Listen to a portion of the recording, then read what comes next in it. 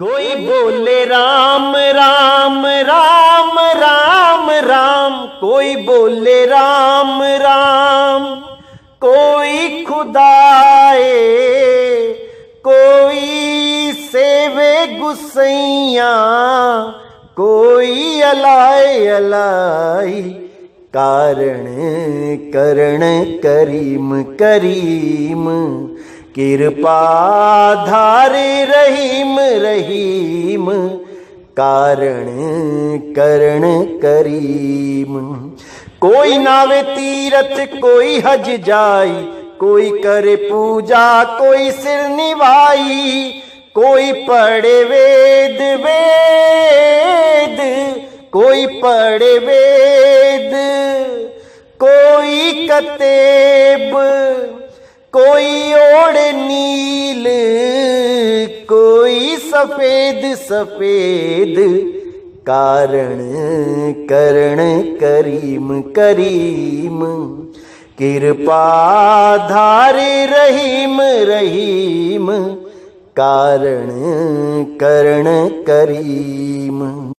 कोई कहे तुर्क कोई कहे हिंदू, कोई बाछे भिसत कोई सुरगिंदू, कहो नानक नानक, कहो नानक, जिन हुकुम पछाता, प्रभ साहिब का तिन भेद जाता जाता, कारण करण करीम करीम, कृपा धारे रहीम रहीम, कारण करण करीम।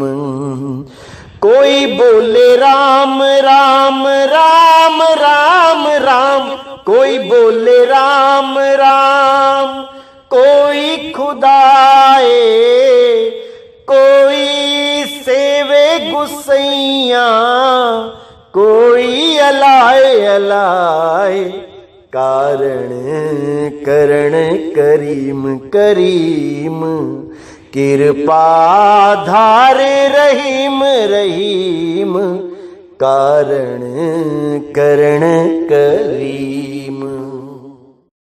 नमस्कार मेरे प्यारे भाइयों, मेरे परमात्मा के प्यारे जीवहंसों, मैं बंदी छोड़ से यही अरदास करता हूं कि आप सब मेरे भाइयों का विवेक पहले से ज्यादा और ज्यादा और ज्यादा से ज्यादा बढ़ता ही जाए, और ऐसी कोई दुविधा ना रहे जो मेरे भाइयों के मन में 1% भी घर कर पाए। मैं हमेशा यही अरदास करूंगा उस बंदी छोड़ से कि आप सबको इतना विवेक देवे, इतना विवेक देवे कि कोई भी अधूरा गुरु आपको भ्रमित ना कर पाए। जितने भी ये अधूरा ज्ञान देने वाले बैठे हैं, जितने भी ये भ्रमित करने वाले बैठे हैं, इन सब की चालाकियां आप पकड़ सको, आप जान सको कि आपको कहां पे धोखा दिया जा रहा है। मैं मालिक से यही अरदास करता हूं कि इतनी विवेक शक्ति आप में आ जाए कि अपना भला और बुरा खुद पहचान सको। क्योंकि मेरे भाइयों, आपने ही अपना ख्याल रखना है, आपको ही अपने आप को बचाना है। अगर आप हल्का सा भी कमजोर हो गए तो ये अधूरे गुरु आपका जीवन बर्बाद कर देंगे। ये आपको 184 में ले जाएंगे, फिर वहां से निकलना नामुमकिन साबित हो जाएगा। पता नहीं कितने जन्म 184 में भटकने के बाद एक जन्म मिलेगा फिर दोबारा इंसान का। इसलिए मेरे भाई, इस जन्म में गलती नहीं करनी है। जो भी आपको समझाया जा रहा है संतों की वाणियों के द्वारा, उसको अच्छी तरह समझ के निबेड़ा करना है सत्य और असत्य का। इन्हीं वाणियों में सार छुपा होता है, बस वो सार आप तक पहुंचा नहीं पा रहा है कोई। और अब आपको एक एक चीज को समझना है, क्योंकि परमात्मा की दया से ये मूल ज्ञान खुल चुका है। अब ऐसा कोई भी भ्रम नहीं होगा जो मेरे भाइयों को भ्रमित कर पाएगा। लेकिन आपने हर चीज को समझना है, विचार करना है और उसके बाद परख करके अपनाना है। जल्दबाजी बिल्कुल नहीं करनी है मेरे भाइयों। किसी भी पंथ में जुड़ने से, किसी भी पंथ में नहीं जुड़ना है जल्दबाजी में। हर चीज को समझो, हर चीज को जानो कि कहां क्या बताया जा रहा है। जल्दबाजी का काम शैतान का होता है भाई, परमात्मा का नहीं होता।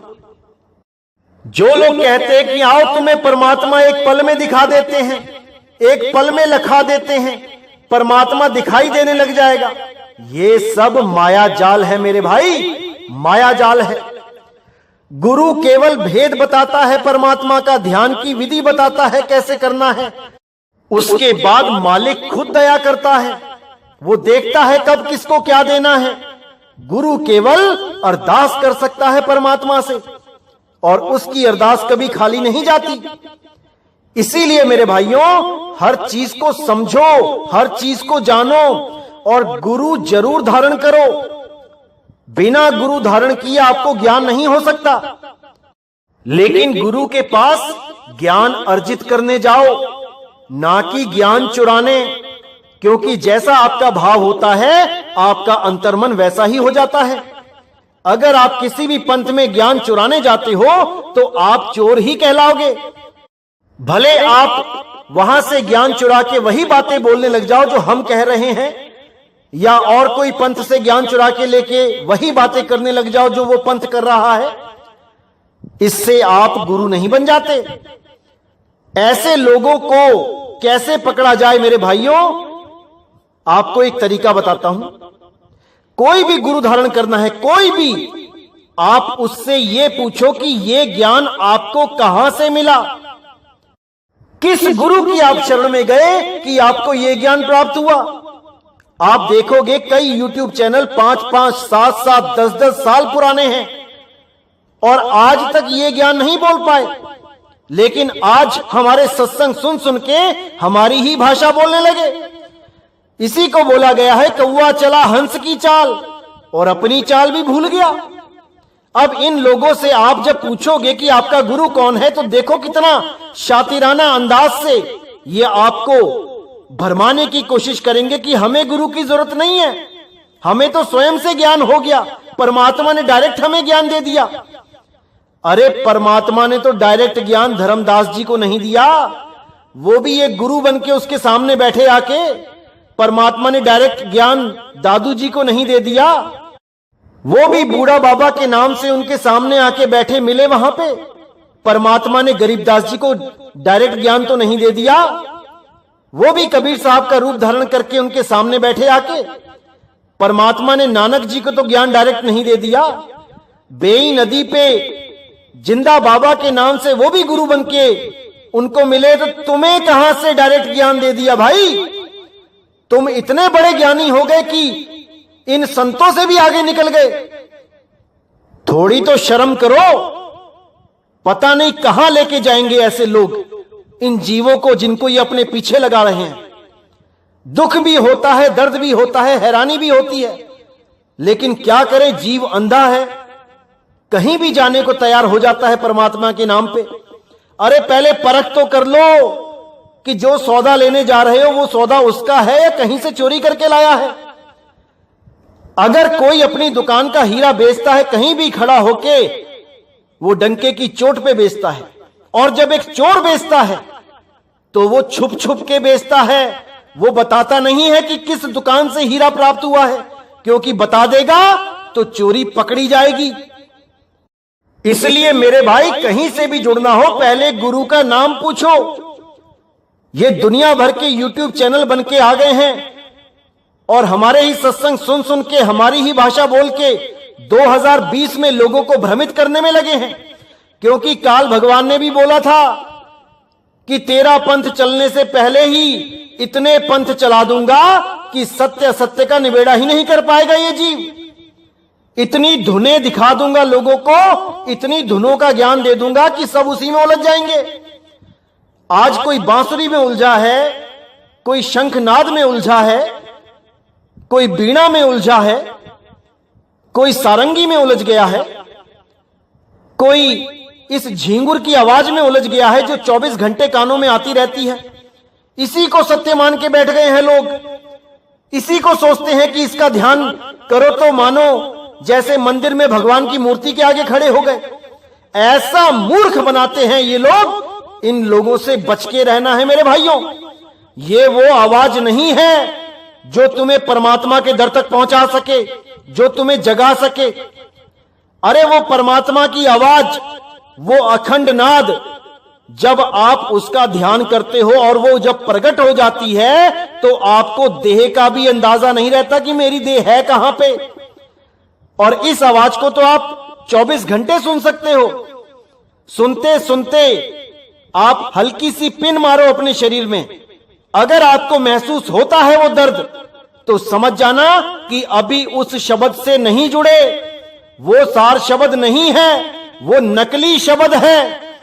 अरे जब असली शब्द से जुड़ोगे तब इस देह का अनुमान भी नहीं लगा पाओगे कि देह है कहां पड़ी। इसीलिए साहिब ने बोला कि एक पल ध्यान विदे जो पावे और ताकि महिमा वर्णी न जावे। उसकी महिमा नहीं गा सकता कोई। अगर 1 सेकंड के लिए भी अगर वो विदेह शब्द का अनुभव हो जाए तो। अरे ये झींगुर तो दिन रात चल रहा है। ये ब्रह्मनाद है भाई, ये आकाश तत्व की आवाज है। ये हर जगह मिलेगी आपको, लेकिन इसकी फ्रीक्वेंसी अप एंड डाउन होती रहती है। ये कभी हल्की चलती है, कभी एकदम तेज हो जाती है। यही माया है, यही माया है। लेकिन ऐसे अधूरे गुरु आ गए हैं आजकल कि क्या बताऊं। ऐसा ऐसा खेल खेल रहे हैं जीवों के साथ कि क्या बताऊं। इन लोगों को कोई फर्क नहीं पड़ता कि ये जीव अगले जन्म में बैल बनेगा कि बकरी बनेगा कि भालू बनेगा कि चीता बनेगा, कोई फर्क नहीं पड़ता। इनको बस झूठी वाहवाही चाहिए, इनको सतगुरु का टैग चाहिए अपने नाम के आगे। ऐसे लोगों से सावधान रहना है मेरे भाइयों, सावधान रहना है। वो सार शब्द ऐसा नहीं है कि आपको कोई मोबाइल पे चला के बता दे कोई आवाज तो आप उसी को सार शब्द मान के उसी को सुनने लग जाओ, और वैसी ही आवाज जो आपके चारों तरफ से आ रही है आप उसको सत्य मान के बैठ जाओ, वही सार शब्द है। अरे भाई, सार शब्द की तो बात ही निराली है। जब वो शब्द आता है तो सारी सूरत इस देह को छोड़ देती है। वो शब्द इस 3 लोक में नहीं सुनाई देता। इस 3 लोक में जो कुछ भी सुनाई दे रहा है वो काल की ही धुन है, वो काल की ही नाद है। जो सार शब्द है वो विदेही है। उसके लिए पूरी सूरत को शरीर से बाहर निकालना होता है, और वो आप नहीं निकाल सकते, वो शब्द गुरु ही खींचता है। तो मेरे भाइयों, अच्छी तरह समझना है, ये जो झींगुर की और सीटी की आवाज आ रही है ये ब्रह्मनाद है भाई। ये तत्वों की आवाज है, ये नाश हो जाएंगी। जैसे ही तत्व खत्म होंगे ये आवाजें खत्म हो जाएंगी। हमने उस आवाज को समझना है, उस आवाज को जानना है जो सदा सदा से होती आ रही है। उस अखंड नाद को ग्रहण करना है, ना कि इस झींगुर की आवाज में उलझ जाना है। तो भाइयों, आज का जो सत्संग होगा वो सतगुरु के लक्षण पे होगा। सतगुरु के लक्षण क्या होते हैं, कौन होता है सतगुरु, उस सतगुरु में क्या गुण होने चाहिए, आज इसी पे डिस्कस करेंगे वाणी के द्वारा। तो क्या कहती है वाणी? गरीब सतगुरु के लक्षण कहूं, मधुरे वैन विनोद, 4 वेद 6 शास्त्र, कहां 18 बोध। यानी कि सतगुरु के लक्षण कहता हूं मैं, अच्छी तरह समझो वो कौन है। सतगुरु के लक्षण कहूं, मधुरे वैन विनोद, यानी वो ऐसा सतगुरु है जो मधुर है। मधुरे वैन विनोद, उसको प्राप्त करने पर ऐसा विनोद आ जाएगा, ऐसा आनंद अनुभव होगा जिसकी कोई सीमा नहीं, जिसका कोई मुकाबला नहीं, जिसका कोई उदाहरण नहीं मिलेगा। सतगुरु के लक्षण कहूं मधुरे बैन विनोद, 4 वेद 6 शास्त्र कहां 18 बोध।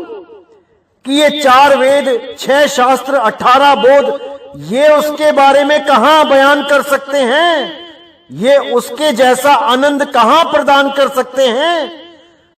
वो तो सबसे न्यारा है, सबसे न्यारा, इस देह से न्यारा, 5 तत्वों से न्यारा, 3 गुणों से न्यारा, 25 प्रकृतियों से न्यारा, सबसे न्यारा है।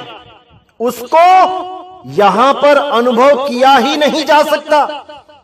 कि कोई सोचे अभी बैठे बैठे उसके कानों में सार शब्द की आवाज आने लग जाए, ऐसा नहीं होता है।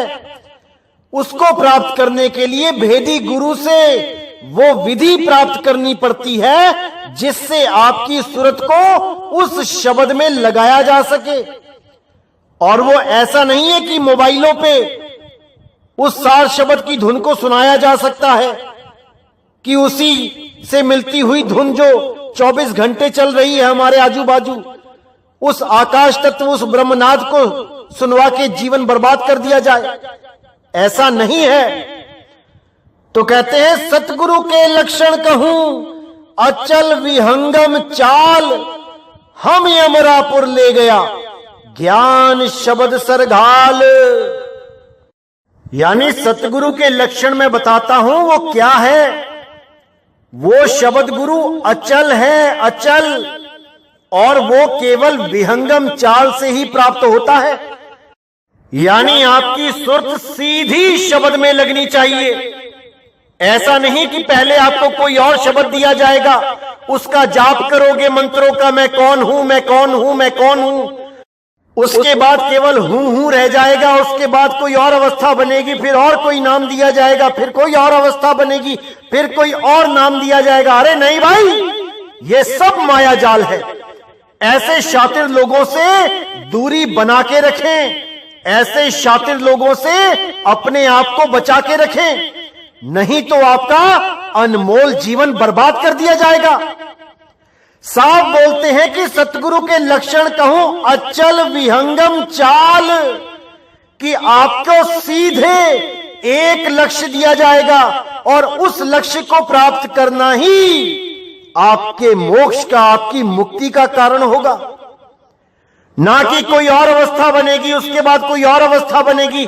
ये विहंगम चाल नहीं है। विहंगम चाल होता है कि तीर सीधा निशाने पे छूटे, सीधा निशाने पे लगे, बीच में कुछ नहीं है। इसीलिए बोला निशाना मारे कोई संत सुजान, निशाना मारे कोई संत सुजान। इस वाणी पे बहुत जल्दी सत्संग होगा, तब आपको समझ में आएगा कि निशाना कैसे मारा जाएगा। ये भरमाने वाले भरमाते ही रहेंगे, लेकिन ये आपका फर्ज बनता है कि हर चीज को पूरे विवेक के द्वारा समझो और सत्य सत्य का निर्णय करो। तो आगे कहते हैं, तो सबसे पहला लक्षण आपने देखा कि सबसे पहला लक्षण है कि वो विहंगम चाल के द्वारा आपकी सूरत को शब्द में विलीन करना सिखाए, ना कि कभी कहीं रुक के, कभी किसी अवस्था में पहुंचा के, फिर अवस्था बदल के, फिर और बदल जाएगी अवस्था, ऐसा करने के बाद कहे कि शब्द तक पहुंचाऊंगा। ये माया जाल है, ये भरम जाल है, इससे निकल जाओ मेरे भाइयों, निकल जाओ। तो सतगुरु का पहला लक्षण यही है कि वो आपको विहंगम चाल के द्वारा आपकी सूरत को शब्द में लीन करना सिखाए। और वो शब्द ये नहीं है जो आपको अभी बैठे बैठे ही सुनाई देने लग जाएगा कानों में, जैसे कोई सीटी बज रही हो, या बहुत छोटी छोटी घंटियां चल रही हो, या झिंगुर जैसी आवाज आती है। कुछ लोग तो इसी को शब्द बोल के भरमा रहे हैं, इसी में ध्यान लगवा रहे हैं, और मुझे तरस आता है उन लोगों पे जो इसको सत्य मानकर इसमें ध्यान लगा के बैठे हैं, और जैसे ही अंत समय आएगा इसी में ध्यान लगा के इसी तत्व में ही समा जाएंगे। ये तत्वों की धुन है भाई, ये आकाश तत्व की धुन है। आकाश से ही बाकी तत्व पैदा होते हैं, इसी धुन से ही और जूने मिल जाएंगी, इन्हीं तत्वों की धुनों से ही तत्व मिल जाएंगे। ये नी तत्व की धुन नहीं है। नी तत्व की धुन इन शरीरों से परे है। वो यहां तक नहीं आ रही है कि कोई कहे कि मेरे कानों तक पहुंच जाएगी वो आवाज। ऐसा नहीं है। वो अचल है, वो यहां नहीं आएगी। आपकी सूरत को वहां जाना पड़ेगा। आपकी सूरत को इस शरीर से परे पहुंचना होगा। वहां पर आपको वो अखंड नाद सुनेगा और आपका सारा कनेक्शन इस शरीर से खत्म हो जाएगा। जितने भी समय के लिए आप उसको अनुभव करोगे, आपको पता ही नहीं लगेगा कि मेरा शरीर है भी कि नहीं। और अभी आप जिसको सार शब्द मान के सुन रहे हो, आप अपने ही शरीर में हल्की सी सुई चुभो के देखो। आप उस शब्द को भी सुन रहे हो, उस नकली शब्द को, उस ब्रह्मनाद को, और आपको दर्द भी होगा। इसका मतलब वो शब्द नहीं है, वो सार शब्द नहीं है। वो सार शब्द होता तो सारी चेतना उसमें उसी वक्त समाती और आपको अनुभव तक नहीं होता कि मेरे शरीर में कुछ हो रहा है।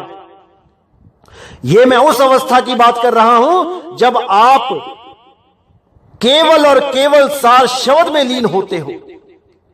यह उस समय की बात कर रहा हूं मैं, उस पल की बात कर रहा हूं जिसके लिए साहिब ने बोला, एक पल ध्यान विदे जो पावे ताकि महिमा वर्णी न जावे। ध्यान विदे और नाम विदेहा 2 लख पावे तो मिटे संदेहा। ध्यान विदे और नाम विदे, इन दोनों का बोध जब हो जाए तब समझो कि आपको सार शब्द का अनुभव हो गया है। जब तक इन दोनों का बोध नहीं हो पाया, सार शब्द प्रकट नहीं हो सकता, क्योंकि सार शब्द ही नाम विदे है और नाम विदे लिया दिया नहीं जाता। वो केवल अनुभव का विषय है। उसको केवल क्रॉस चेक किया जाता है गुरु के द्वारा कि जो मुझे अनुभूति हो रही है, क्या यही नाम विदे है। तो मेरे भाइयों, अच्छी तरह समझना है, एक एक चीज को अच्छी तरह ग्रहण करना है। ये अधूरे गुरु कब आपको जाल डाल के फंसा लेंगे, आपको पता भी नहीं लगेगा।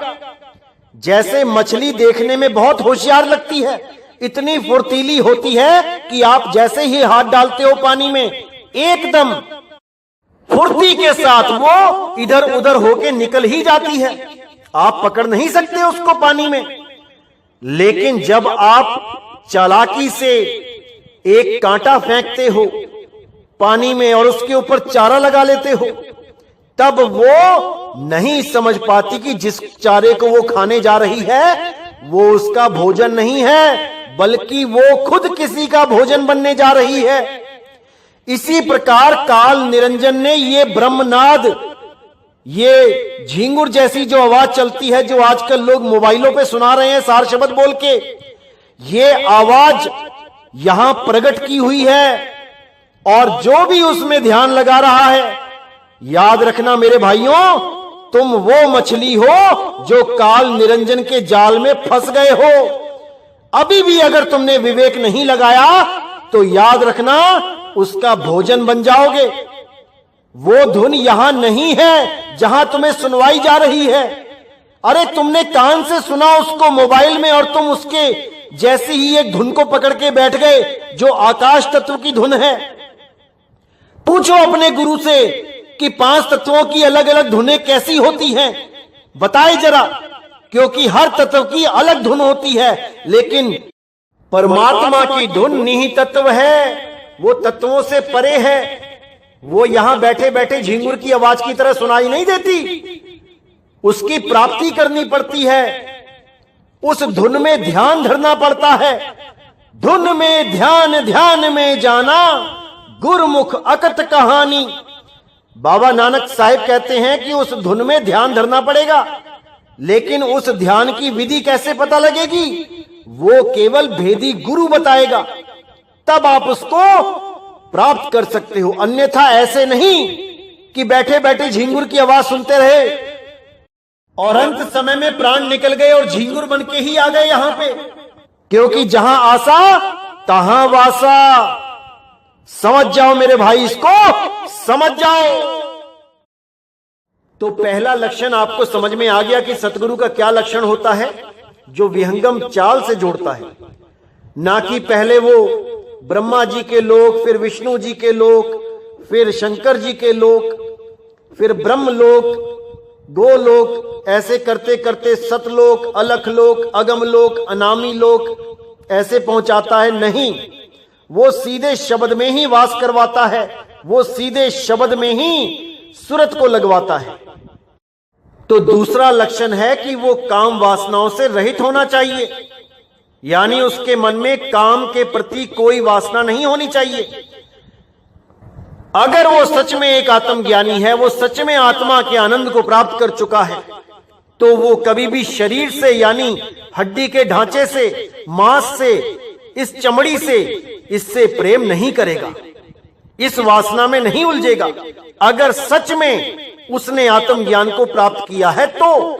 अगर केवल नाम का आत्मज्ञानी है तो वो भाई सब कुछ करेगा, वो हर भोग विलास में डूबेगा जिसमें एक आम जीव डूबा हुआ है। वो उसी आम जीव की तरह ही कमजोर होगा, बस कहने के लिए गुरु बन के बैठा होगा, इससे ज्यादा कुछ नहीं। उसकी भी वही गति होगी जो एक आम जीव की होती है, क्योंकि सतगुरु काम वासना पे विजय प्राप्त कर चुका होता है। और जो काम वासना पे विजय ना प्राप्त कर पाए वो सतगुरु कहलाने लायक नहीं होता। तो कोई भी गुरु धारण करना हो, सबसे पहले देखो कि वो क्या शादीशुदा है, क्या वो अपने बीवी बच्चों के साथ रहता है, इसको जरूर चेक करो। क्योंकि जो खुद वासनाओं से अलग नहीं हो पाया, जो खुद काम से अलग नहीं हो पाया, वो आपको कहां रहित कर पाएगा।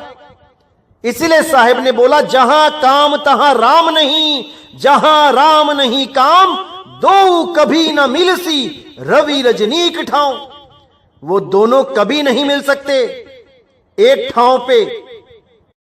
कोई कहे कि रात तो है, हां माना रात है, लेकिन सूरज भी चढ़ा हुआ है, ऐसा नहीं हो सकता।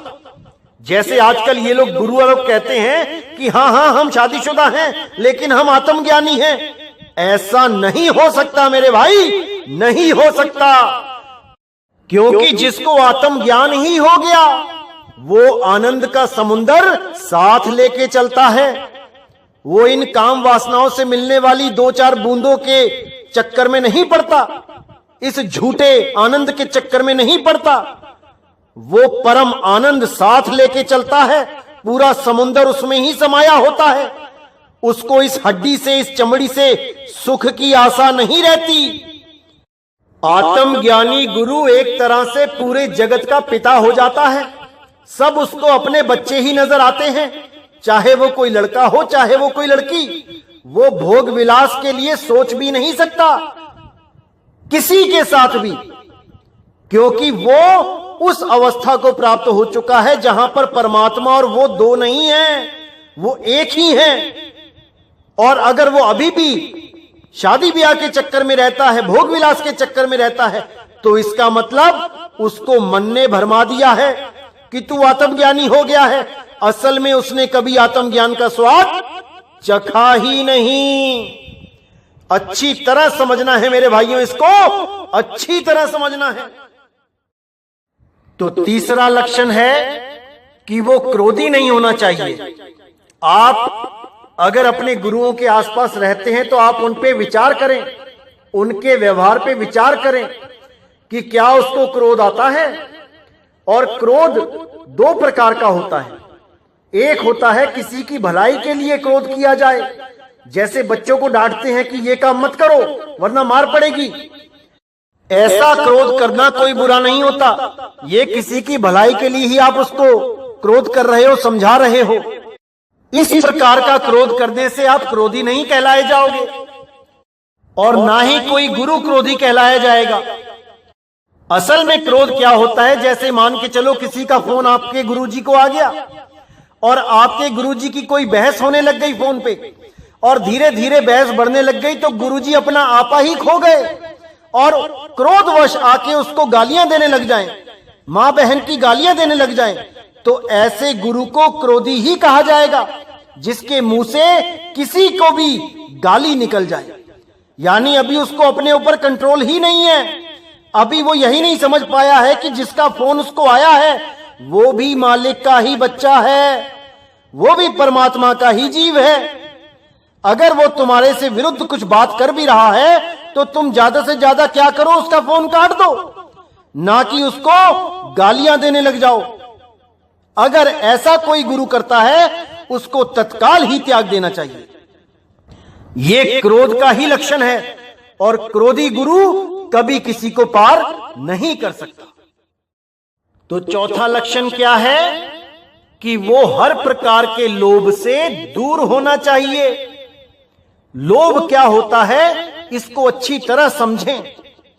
जैसे कोई भी गुरु है, A to Z कोई भी गुरु है, और अगर वो सत्संग कर रहा है और उसके सत्संग में चढ़ने वाला जितना भी दान चंदा है, जितने भी पैसे हैं, अगर वो उन पैसों को अपने आश्रम में ऊंची ऊंची दीवारें बनाने में लगा है, अपने बड़े बड़े महल खड़े करने में लगा है, बड़ी बड़ी गाड़ियां खरीदने में लगा है, करोड़ों रुपए की गाड़ियां लेके उसी में बैठना पसंद कर रहा है, करोड़ों रुपए के संगमरमर लगा के बैठा है अपने आश्रम में, बड़े बड़े सिंहासन बना के बैठा है, तो याद रखना मेरे भाइयों, वो लोभी गुरु है, लालची है।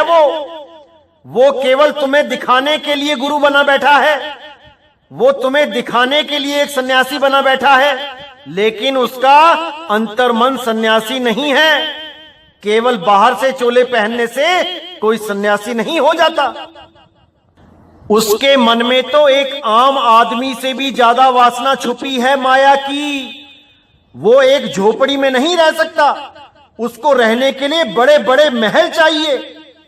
मेरे भाई, यही माया उस गुरु के पतन का कारण बनेगी। उस गुरु को भी 84 में लेके जाएगी और उसके पीछे जो बेचारे चेले लगे हैं वो भी इस माया में उलझ पुलझ के मर जाएंगे। क्योंकि जब वो गुरु प्राण त्यागेगा तो उसी के चेले झगड़ा करेंगे, आपस में लड़ेंगे, मरेंगे। कई जगह तो ये भी देखा गया है कि चेले ही षड्यंत्र करके गुरु को जहर दे आए हैं, गुरु की हत्या करवा दी है इसी माया के चक्कर में। और ये गलती किसकी है? उसी गुरु की है जिसने इतनी माया इकट्ठी कर ली। अरे अगर वो माया इकट्ठी ना करता और एक झोपड़ी में ही बैठा होता सारी उम्र, तो कौन सा चेला उसको जहर देने जाता? कौन सा चेला उसके झोपड़े पे अधिकार करने की कोशिश करता? कौन सा चेला उसके खिलाफ षड्यंत्र रचता? क्योंकि उस गुरु ने ही अपने हाथों अपने विनाश की कहानी रच डाली है।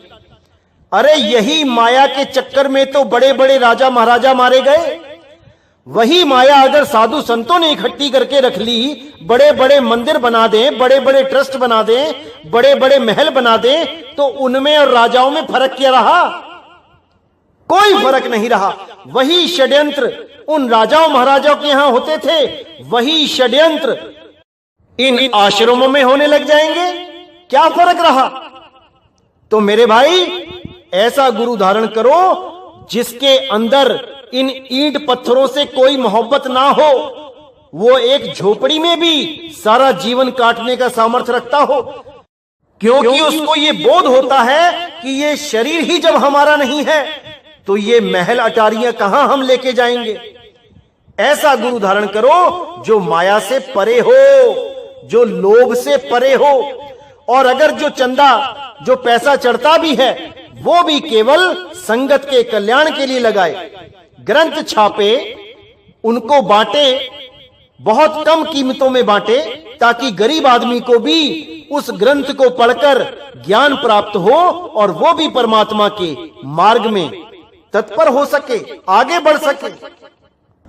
और भी बहुत से तरीके हैं संगत की सेवा करने के, इस जीव के कल्याण के लिए और भी बहुत से तरीके हैं। वहां पर पैसा लगाए, ना कि अपनी महल अटारियों में लगाए और बड़ी बड़ी गाड़ियों में लगाए और अपनी जेड सिक्योरिटी में लगाए। ये सतगुरु के लक्षण नहीं है, बिल्कुल नहीं। इसीलिए साहिब ने बोला था, गुरु को चेला विष देवे, जो गाठी हो दाम, पुत्र पिता को मारता, ये माया का काम। अगर गुरु की गांठी में यानी गठड़ी में माया है, अगर बड़े बड़े आश्रम हैं, तो याद रखना सब चेले ही नहीं होते। बहुत से लालची लोग भी आ जाते हैं आश्रमों में चेला बन के और खूब झूठी सेवा करके एक दिन गुरु को ही विष देके स्वर्ग पहुंचा देते हैं और उसकी सारी प्रॉपर्टी पे कब्जा कर लेते हैं, जो उस गुरु ने बेचारे गरीब लोगों के खून पसीने की मेहनत से चढ़ाए गए 10-10, 15-15, 20-20 रुपए, 100-100 रुपए से साम्राज्य खड़ा किया होता है, ये सब उन हाथों में चला जाता है जो स्वयं अपने गुरुओं को विष दे देते हैं। तो भाई उन भक्तों के पैसों का क्या बना? इतनी श्रद्धा से जो दान पुण्य उन्होंने किया अपने गुरु के लिए, वो कहां गया? वो उन हत्यारों के ही हाथ में आ गया। तो भाई ऐसा दान पुण्य किस काम का, जो ईंट पत्थरों में लगा के उसी आश्रम के साधकों में, उसी आश्रम के शिष्यों में झगड़े का कारण बन जाए। सारे शिष्य आपस में ही झगड़ा करने लग जाएं कि मैं बैठूंगा गद्दी पे, मैं बैठूंगा गद्दी पे, मैं बनूंगा इस पूरे महल का राजा। किस काम का वो पैसा, किस काम का वो दान? अरे भाई सोच समझ के दान दो, सोच समझ के देखो कि गुरु कहां लगा रहा है, तुम्हारी मेहनत का पैसा कहां लगाया जा रहा है, इस पे विचार करो। तो भाई ये सतगुरु के लक्षण नहीं है, बिल्कुल नहीं है। जो जनता का पैसा अपने ऐशो आराम में लगाए, अपने आश्रमों को बढ़ाने में लगाए, ऐसा नहीं होना चाहिए। रविदास जी महाराज, कबीर साहब जी, नानक साहब जी एक झोपड़ी में रह के चले गए। उन्होंने तो कभी डिमांड नहीं करी कि बड़े बड़े आश्रम होने चाहिए। पूरी दुनिया में गुरु कहलाए, पूरी दुनिया में उनके शिष्य हैं, लेकिन उन्होंने तो ऐसा कोई बड़ा विशाल आश्रम नहीं बनाया। जो आज ये लोग बहाना मारते हैं कि संगत बढ़ रही है, अब हमें बड़े बड़े आश्रम चाहिए, हमें बहुत बड़े बड़े संगत हॉल चाहिए। अरे भाई अगर 140 करोड़ तुम्हारी संगत हो जाएगी तो पूरा भारत खरीद लोगे क्या? कि पूरे भारत को खरीद लोगे कि ये आश्रम बन गया हमारा, ये हमारे नाम कर दो जमीनें? अरे कहीं पे सत्संग है, आप जाओ, उस शहर में कोई बड़ा मैदान है, वहां पे आप सत्संग करो परमिशन लेके और अपने अपने घर वापस हो जाओ। कौन से आश्रम की जरूरत है, कौन से बड़े बड़े संगत हॉल की जरूरत है? क्यों लोगों का पैसा जमीनों में लगाया जा रहा है? क्यों ईंट पत्थरों में लोगों का मेहनत का पैसा लगाया जा रहा है? लोगों का पैसा केवल लोगों के कल्याण में लगना चाहिए, प्रचार में लगना चाहिए, और कोई मुद्दा नहीं है किसी का भी पैसा कहीं भी लगाने का। इसका हिसाब किताब सबको देना पड़ेगा। अरे भगत के अन्न में बड़े बड़े दांत हैं, भजेगा तो पचेगा, नहीं तो फाड़ देते आंत हैं। भजेगा यानी भक्ति भी करेगा, और जो दान पुण्य मिल रहा है उसको सही जगह लगाएगा, तब बचेगा भाई, नहीं तो आते ही फटेंगी और कोई सुनवाई भी नहीं होगी। तो मेरे भाई अगला लक्षण क्या है वो देखते हैं। तो अगला लक्षण है कि वो मोह से दूर होना चाहिए। मोह का क्या मतलब है? जहां पे अपने और पराये का भेद हो। ऐसा बिल्कुल नहीं होना चाहिए कि अपने शिष्यों को तो वो बिल्कुल सही गाइड करे और दूसरों के शिष्यों को गलत गाइड करे, गलत मार्गदर्शन दे। ऐसा बिल्कुल नहीं होना चाहिए। जितना प्रेम वो अपने शिष्यों से करता है, उतना ही प्रेम उसको अन्य गुरुओं के शिष्यों से भी होना चाहिए। जितना दुख उसको अपने शिष्यों के दर्द में होता है, उतना ही दुख उसको दूसरों के शिष्यों के दर्द में भी होना चाहिए। ऐसा नहीं कि अपना कोई चेला मर गया तो गुरुजी रो रहे हैं और दूसरों के चेले मर गए तो गुरुजी हंस रहे हैं। ऐसा नहीं होना चाहिए। सब जीवों को एक समान, एक दृष्टि से देखना चाहिए। इसीलिए बोला गया गल्ली जोग ना होई, एक दृष्टि कर समसर जाने, जोगी कहिए सोई, गल्ली जोग ना होई।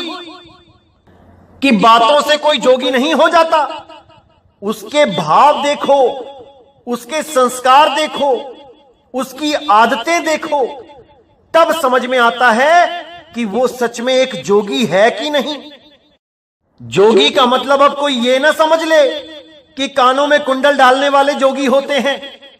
अरे जोगी का मतलब है जिसका योग हो गया हो, योग यानी जमा यानी प्लस, जिसका अपने मालिक से जोड़ हो गया हो, वही योगी है, वही साधु है, वही संत है। तो अगला लक्षण है कि वो मेहनती होना चाहिए, अपनी मेहनत की कमाई खाता हो, वो दूसरों से मिलने वाले दान चंदे पे अपना गुजारा ना करता हो।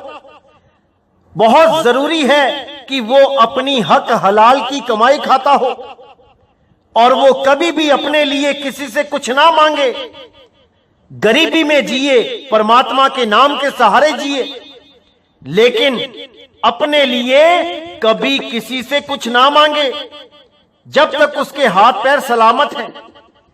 अगर खुदा ना खास्ता ऐसी हालत हो जाती है कि वो कुछ कमाने लायक नहीं है, तब भले अपने शिष्यों से अपने पुत्रों की तरह व्यवहार करें और उनसे मिलने वाली मदद को अपना ले, लेकिन जब तक उसके हाथ पैर सलामत हैं तब तक वो किसी से कुछ ना मांगे अपने लिए, और जो कुछ मिलता भी है बिना मांगे वो संगत में ही लगा दे, अन्य जीवों के लिए लगा दे, ना कि अपने लिए महल अटारियां खड़ी करके बैठ जाए।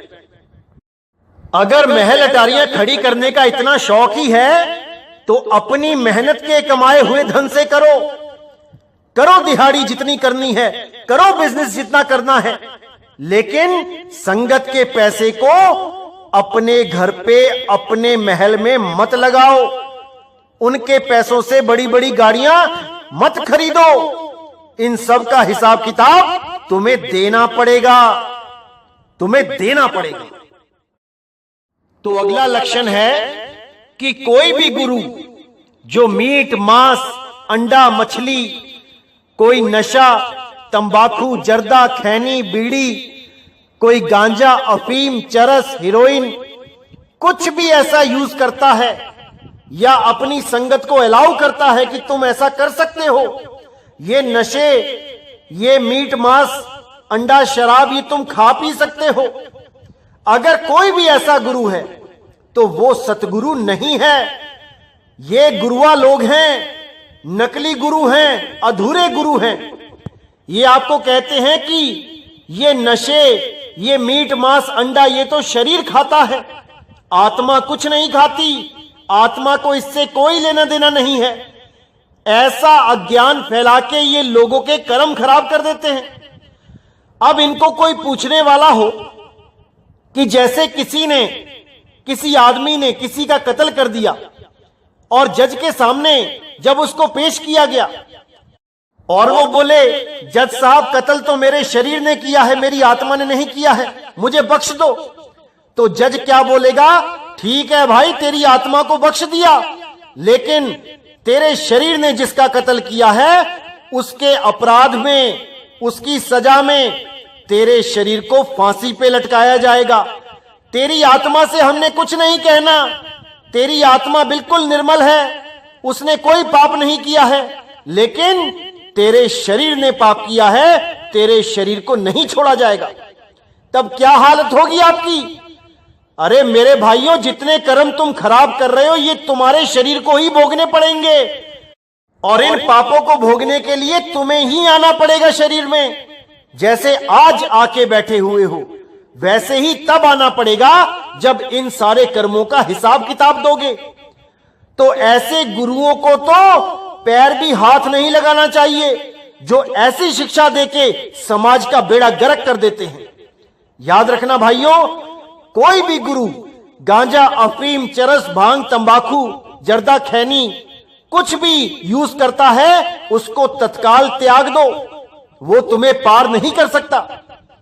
और अगर कोई मीट मांस भक्षण करता है, वो तो साक्षात राक्षस है। कबीर साहब ने बोला है, मांसाहारी मानवा प्रत्यक्ष राक्षस जान, और ताकि संगत ना करो होए भक्ति में हान। अरे आम आदमी जो मीट खाता है, उसकी भी संगत करने को मना किया गया है, और यहां तो गुरुआ लोग ही मीट खा रहे हैं।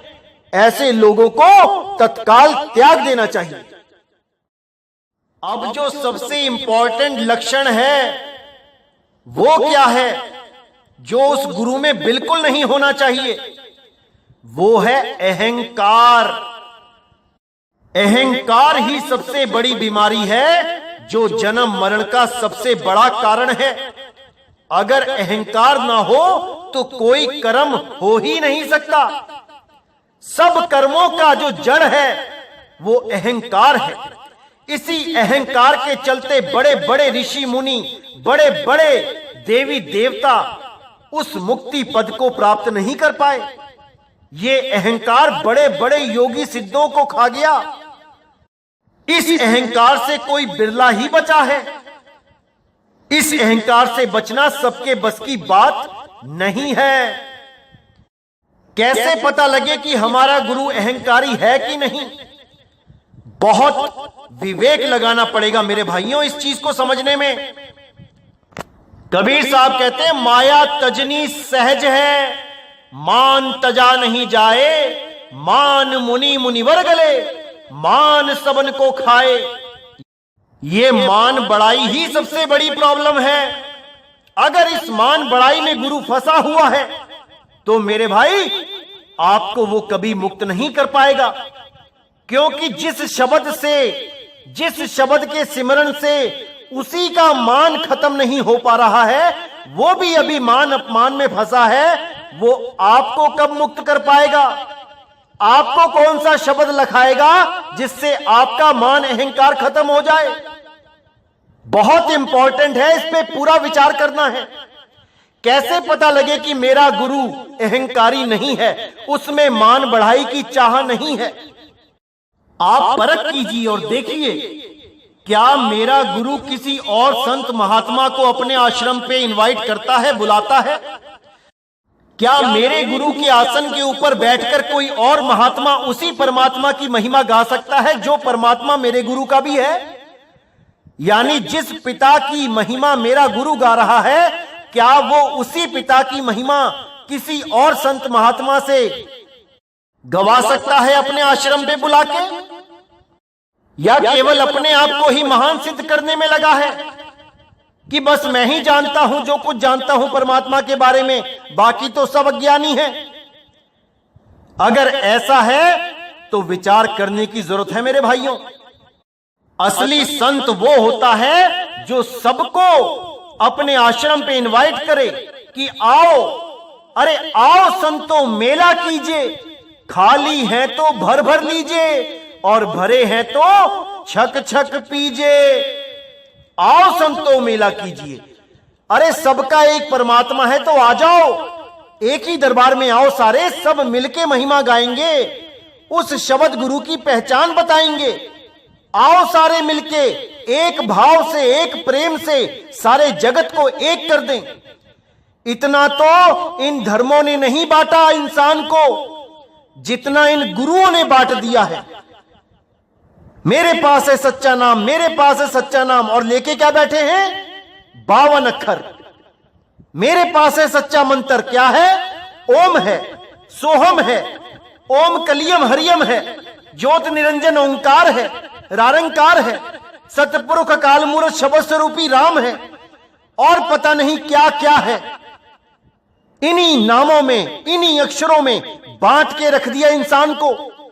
अरे क्या है तुम्हारे पास 52 अक्षरों के अलावा? इन 52 अक्षरों से हजारों नाम अलग अलग बना के हजारों गुरु पैदा हो जाते हैं। इसीलिए कबीर साहब ने निबेड़ा कर दिया है कि 52 अक्षर जीव आधारा, आदि अक्षर जीभ्या से न्यारा, ताही को सत सुमिरन कहिए, और सिमर सिमर नर उतरो पारा।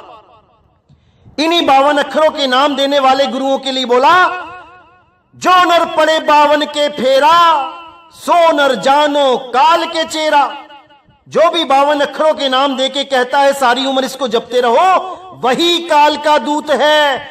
कोई उस गुरु के सिर पे सींग नहीं लगे होंगे कि तुम पहचानोगे कि मेरा गुरु काल का दूत है कि दयाल का दूत है।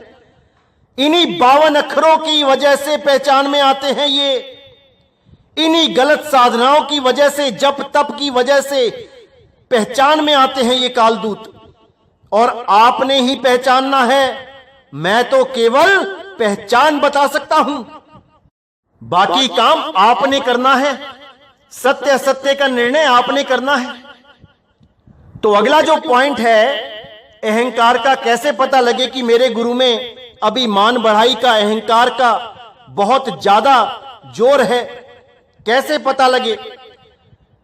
तो देखिए, अगर कोई आपके गुरु के खिलाफ कुछ बोल देता है, किसी ने कुछ भी बोल दिया आपके गुरु के खिलाफ, अब अगर उसमें अहंकार नाम की चीज नहीं है, यानी वो मान अपमान सम्मान से ऊपर उठ चुका है, तो वो कभी भी रिएक्ट नहीं करेगा, एक्शन का रिएक्शन नहीं होगा।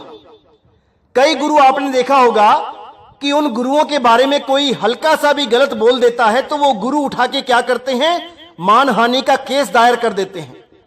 अब ये गुरु जो मानहानि का केस दायर करते हैं, असल में इनके अंदर मान सम्मान पाने की दिव्य लालसा होती है और इनको लगता है कि अगर मेरे बारे में किसी ने गलत बोल दिया, मुझे नीचा दिखाने की कोशिश करी, तो मेरे मान अहंकार को ठेस लग गई।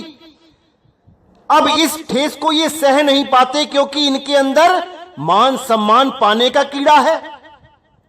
ये लोग एक आम जीव की तरह, एक आम जीव यानी जो काम क्रोध लोभ में लिप्त है, जो मान अहंकार मान सम्मान से ऊपर नहीं उठ पा रहा है, ये उस जीव के लेवल की हरकत कर देते हैं। ये कोर्ट में केस लगा देते हैं मानहानि का, दावों का। ऐसे ही ये गुरु पकड़े जाते हैं कि अभी इनके अंदर मान सम्मान की लालसा बनी हुई है, इनको परमात्मा नहीं मिल सकता। क्योंकि कबीर साहब कहते हैं, दास कहाना कठिन है, हम दासों के दास अब तो ऐसे होए रहे ज्यों पांव तले की घास। अरे कबीर साहब तो कहते हैं, निंदो निंदो मोको लोग निंदो, निंदा जन को खरी प्यारी, निंदा बाप निंदा महतारी, निंदा होई ते बैकुंठ जाइए, नाम पदार्थ मन ही बसाइए, हृदय शुद्ध जो निंदा होई, हमरे कपरे निंदक धोई, निंदा करे सो हमरा मीत, निंदक माही हमरा चीत, निंदक सो जो निंदा होरे, हमरा जीवन निंदक लौरे, निंदा हमरी प्रेम प्यार, निंदा हमरा करे उद्धार, जन कबीर को निंदा सार, निंदक डूबा हम उतरे पार। तो कबीर साहब तो कहते हैं कि जो मेरी निंदा करता है असल में वही मेरा सबसे अच्छा मित्र है। मेरे सारे कर्मों का भार वही उतार रहा है, मेरे मैले कपड़े धो रहा है, वो मेरा धोबी है। और इस धोबी के सिर पे मेरे मैल यानी मेरे कर्मों का भार चढ़ रहा है। ये धोबी ही मेरा सबसे अच्छा मित्र है जो मेरी निंदा करता है। तो मेरे भाइयों, ऐसे धोबी कहां मिलेंगे? अरे कोई किस्मत वाला होगा जो ऐसे धोबी जिसकी निंदा कर करके उसके कर्म अपने सिर पे लेंगे। ऐसे धोबियों से मुझे खास प्रेम है जो मेरे कपड़े धोता है दिन रात। तो मेरे भाइयों, अच्छी तरह समझो कि संत जन जो होते हैं वो मान बढ़ाई से और अपमान से उनको कोई फर्क नहीं पड़ता। वो इससे ऊपर उठ चुके होते हैं, उनको कोई फर्क नहीं पड़ता कि उनकी कौन मान बढ़ाई कर रहा है या उनका कौन अपमान कर रहा है। वो इस दुनिया में अपना काम करने आते हैं और इस दुनिया में अपना काम करके चले जाते हैं, ना कि वो केस लड़ते फिरते हैं कि मुझे उसने ऐसे कैसे बोल दिया, मेरे तो सम्मान को ठेस लग गई, मैं तो केस कर दूंगा उस पे। ऐसी छोटी सोच रखने वाले कभी सतगुरु नहीं हो सकते और ना ही उन्हें कभी शब्द का अनुभव हुआ होता है। वो केवल बकवादी गुरु होते हैं, वो केवल अधूरे गुरु होते हैं। तो अब मैंने सारी पहचान आपको बता दी है। अब आप अच्छी तरह देखिए कि कौन कौन से लक्षण आपके गुरु में हैं और कौन से नहीं हैं। उसके आधार पर ही अब आप फैसला लीजिए कि आपने कैसा गुरु धारण करना है। अब ये आपके हाथ में फैसला है। तो मेरे भाइयों, अच्छी तरह समझना है, पूरा विवेक लगाना है, पूरा विचार करना है, क्योंकि एक जन्म है, केवल एक जन्म है। ऐसा सतगुरु ढूंढो जो एक छुड़ाए एक लखाए, सोई गुरु पूरा कहाए, जो 2 अक्षर का भेद बताए। ऐसा गुरु ढूंढो जो 2 अक्षरों का भेद बताए, उसमें से एक को छुड़ाए और एक को लखाए। उस अलिफ को छुड़ाए जो लिखने बोलने पढ़ने में आ रहा है, और उस अलिफ का ज्ञान कराए जो अबोल है, अडोल है, अनाम है। उस अलिफ का ज्ञान कराए। तो मेरे भाइयों, आज का सत्संग यहीं समाप्त करता हूं और अगला सत्संग बहुत जल्दी आएगा और आपके सारे भ्रम दूर कर देगा। बस आप ध्यान से सुनते जाइए और विवेक लगाते जाइए। तो अब मुझे विदा करिए। बोलिए सतगुरु बंदी छोड़ सतगुरु सत्य कबीर साहिब की सदा ही जय हो, सदा ही जय हो। मेरे मालिक की साहिब बंदगी सतनाम।